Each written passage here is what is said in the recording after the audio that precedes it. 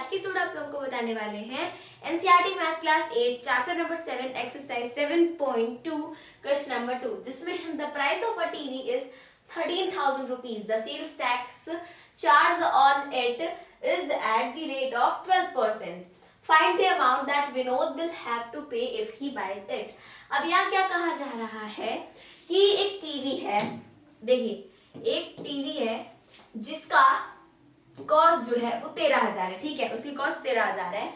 अब उस पे सेल्स टैक्स यानी कि जो नॉर्मली टैक्स होता है, कोई भी चीज आप खरीदे चाहे वो एक टॉफी क्यों ना हो, एक बिस्किट क्यों ना हो, उस पे टैक्स हमेशा लगा होता है, यानी कि टैक्स जो हम गवर्नमेंट को देते हैं, ठीक है। तो वो जो टैक्स है वो है कितने का, 12% का टैक्स है, 12% का, ठीक है। तो अगर विनोद नाम का कोई कस्टमर है, कोई आदमी है, अगर वो उस टीवी को खरीदना चाहता है तो उसे कितना पे करना पड़ेगा। देखिए अगर हम डिस्काउंट की बात करें तो डिस्काउंट में क्या होता है कि छूट मिलती है, यानी कि हमें पैसे माइनस करने होते हैं और कम पैसे देने पड़ते हैं।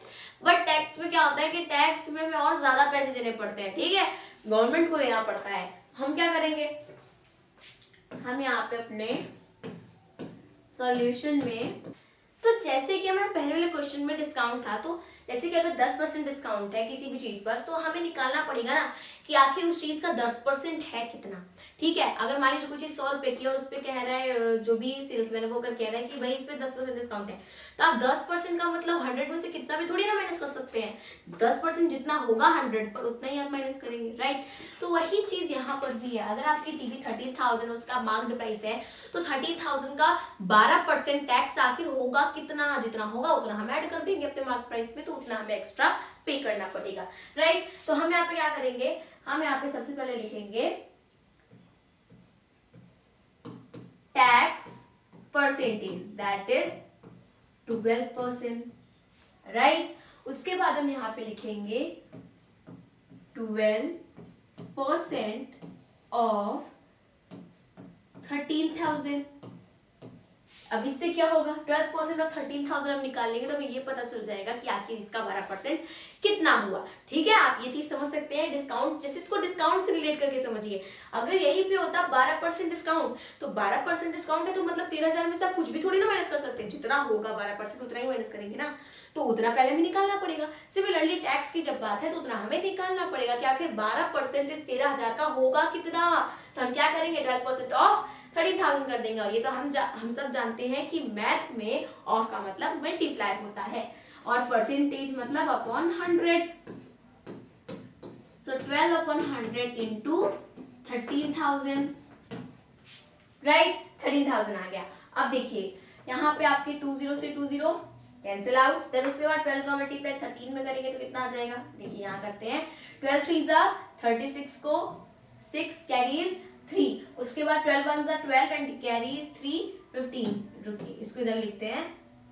सो 1 5 6 इतना आ गया एंड इधर 130 का एक 0, तो ये भी आ गया, यानी कि 1560। मतलब अगर आपसे डिस्काउंट की बात करें तो आप 13,000 में से इतना माइनस कर दीजिए, जितना आएगा वो आपका पेमेंट हो गया, उतने की आपको पेमेंट करनी है। लेकिन जब टैक्स की बात है तो आपको इतना ऐड करना पड़ेगा, ये चीज आपको एक्स्ट्रा पे करना पड़ेगा बिकॉज ऑफ सेल्स टैक्स, ठीक है। अब यहाँ पे देखिए आगे हम क्या करेंगे, अब यहाँ पर हम लिखेंगे एमपी ऑफ टीवी, ये मध्य प्रदेश वाला एमपी नहीं है, मैथ वाला एमपी है। मार्क्ड प्राइस वो कितनी है आपकी, 13,000।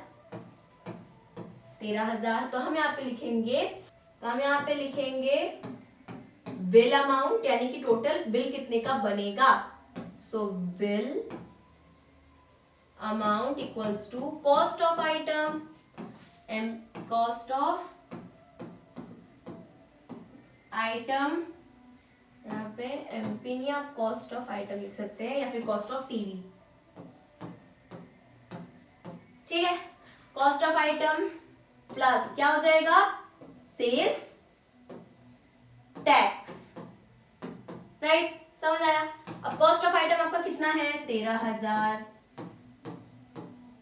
सेल्स टैक्स कितनी है 1,560, दोनों को जोड़ दीजिए, 0 0 ऐड हुआ 0 आया, 0 6 ऐड हुआ 6 आया, 0 5 ऐड हुआ 5 आया, ठीक है। उसके बाद 5 आ गया, देन 3 + 1 ऐड हुआ 4 आया, देन उसके बाद 1 आ गया। सो इधर आया 14,560 रुपीज, यानी कि इतना आपको विनोद को इतना पे करना पड़ेगा। ठीक है, तो इस तरीके से क्वेश्चन नंबर 2 होता है सॉल्व। मिलते हैं अगले वीडियो में, तब तक के लिए सभी दोस्तों की तरफ से जय हिंद जय भारत।